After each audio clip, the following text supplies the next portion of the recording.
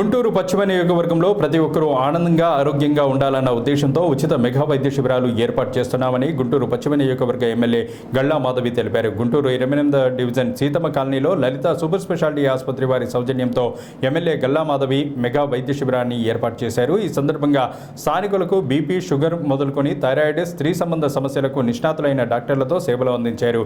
ఈ సందర్భంగా ఎమ్మెల్యే గల్లా మాధవి మాట్లాడుతూ ఈ దైనందిక జీవితంలో పేదలు ఉరుకులు పరుగులు పెడుతూ తమ ఆరోగ్యాన్ని నిర్లక్ష్యం చేస్తున్నారని, ఈ ఆరోగ్య సమస్యలు ఒకేసారి బయటపడిన సమయంలో తీవ్ర మానసిక, శారీరక, ఆర్థిక ఆందోళనకు గురవుతుంటారని, దీన్ని ఆదిలోనే గుర్తించి ఆరోగ్యాన్ని కాపాడుకోవాలన్న లక్ష్యంతో గుంటూరు పశ్చిమ నియోజకవర్గంలో పలు వైద్య సంస్థలతో కలిసి ఉచిత మెగా వైద్య శిబిరాలు ఏర్పాటు చేస్తున్నామని వెల్లడించారు.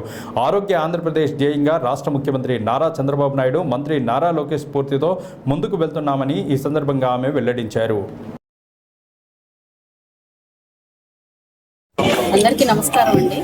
మరి 2025 న్యూ ఇయర్ అప్పుడే అందరికీ కూడా చెప్పడం జరిగింది. మీరు ప్రధానంగా దేని మీద ఈ నియోజకవర్గంలో ఫోకస్ చేస్తారు అంటే, అందులో ముందుగా మహిళా ఆరోగ్యం మీద నా యొక్క దృష్టి సంవత్సరం మొత్తం కూడా ఉంటుంది అని చెప్పడం జరిగింది. దానికోసం అనేక వైద్య శిబిరాలను కూడా ఏర్పాటు చేసుకుంటాము, మహిళలందరికీ అవేర్నెస్ ఇస్తాము వాళ్ళ ఆరోగ్యం పట్ల అని చెప్పడం కూడా జరిగింది. మరి ఈరోజు మహిళలు ఎందరో వాళ్ళ ఆరోగ్యం పట్ల నిర్లక్ష్యాన్ని వహిస్తూ ఉన్నారు. కుటుంబం మొత్తం ఆరోగ్యం కూడా మహిళ యొక్క ఆరోగ్యం మీద బేస్ అయిన క్రమంలో వాళ్ళకి వాళ్ళ ఆరోగ్యం పట్ల ఒక శ్రద్ధ అవసరము, అవగాహన అవసరము. ఈ నేపథ్యంలోనే అనేక వైద్య శిబిరాలను ఇప్పటికే మన పశ్చిమ నియోజకవర్గంలో ఏర్పాటు చేసుకోవడం జరిగింది.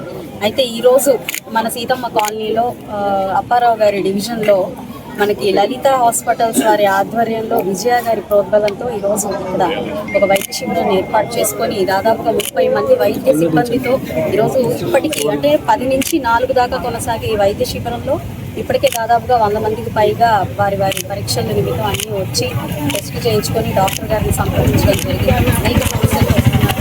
ముఖ్యంగా దీర్ఘకాలిక సమస్యలైన ఈ డయాబెటిక్, థైరాయిడ్, పీసీఓడి ఇలాంటి అనేక సమస్యల మీద వస్తున్నారు. అదేవిధంగా కొంతమంది మహిళలకి అంటే ఇక్కడ ఈ ప్రాంతంలో డాక్టర్ గారు గమనించిన విషయం ఏంటంటే, ఎక్కువ మందికి ఎక్కువ పిల్లలు ఉండడం వల్ల వాళ్ళు కొన్ని రకాలైన క్యాన్సర్ కూడా లోన్ అవుతున్నాము. దాని నిమిత్తం కూడా కొన్ని ప్యాప్స్మియర్ లాంటి టెస్ట్లు కూడా మా హాస్పిటల్లో మేము నిర్వహిస్తూ ఉన్నాము. అది హాస్పిటల్కి తీసుకెళ్ళి చూపిస్తున్నాం. స్క్రీనింగ్ టెస్ట్ కూడా వారం పాటు ఫ్రీగా స్క్రీనింగ్ టెస్ట్ కూడా నిర్వహిస్తూ ఉన్నాము అని చెప్పారు.